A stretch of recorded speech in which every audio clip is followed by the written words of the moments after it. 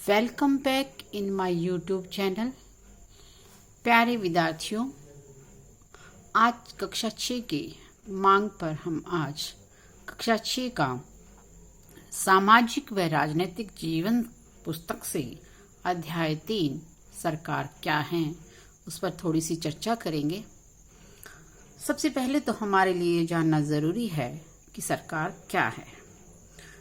वास्तव में देखा जाए तो किसी भी देश के अंदर विभिन्न निर्णय लेने और काम करने के लिए हमें सरकार की जरूरत होती है। ये बात अलग है कि सरकार का गठन यानी सरकार कैसे बनी है। अब सरकार का कार्य क्या है, उसकी हमें जरूरत क्यों पड़ती है सरकार की।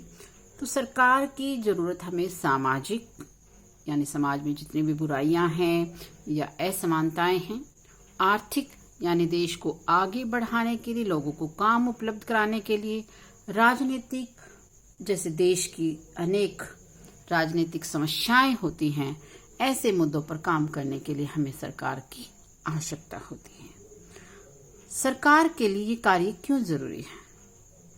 जैसा कि आप परिवार का ही संगठन देखिए, जब लोग इकट्ठे रहते हैं, काम करते हैं, तो उनके लिए एक विशेष व्यवस्था बनाई जाती है। इसी प्रकार किसी देश को चलाने के लिए जहां पर बहुत सारे लोग इकट्ठे रहते हों एक निश्चित भूमि पर, उनके लिए हमें एक व्यवस्था यानी सिस्टम की आवश्यकता होती है, जिस पे कुछ आवश्यक निर्णय यानी फैसले लिए जा सकें।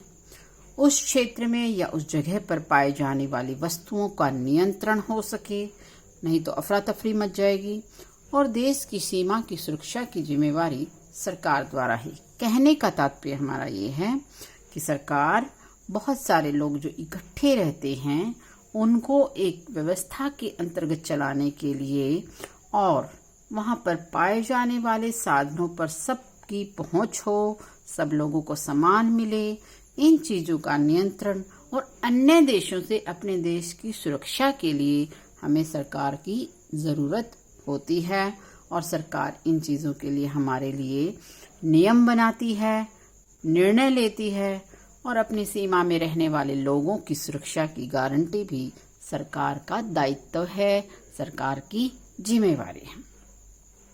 अब सवाल उठता है सरकार किस स्तर।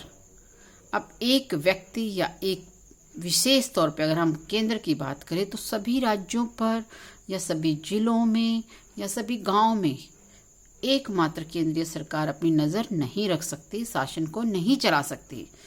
तो सरकार अपनी ताकतों का बंटवारा कर देती है। जिस प्रकार हम घर में भी चलाने के लिए अपने अपने कार्य बांट लेते हैं, हर एक व्यक्ति अपने अपने काम की जिम्मेवारी उठाता है।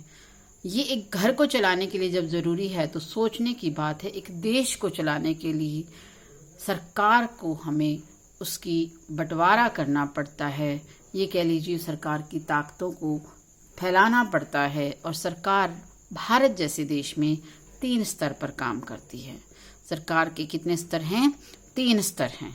इसमें पहला स्तर है स्थानीय स्तर, जिसमें आप अपने आसपास के एमसी, म्यूनिसिपल कमेटी, नगरों में और गांव में ग्राम पंचायत के रूप में आप देखते हैं। गांव में हम अपने सरपंच चुनते हैं।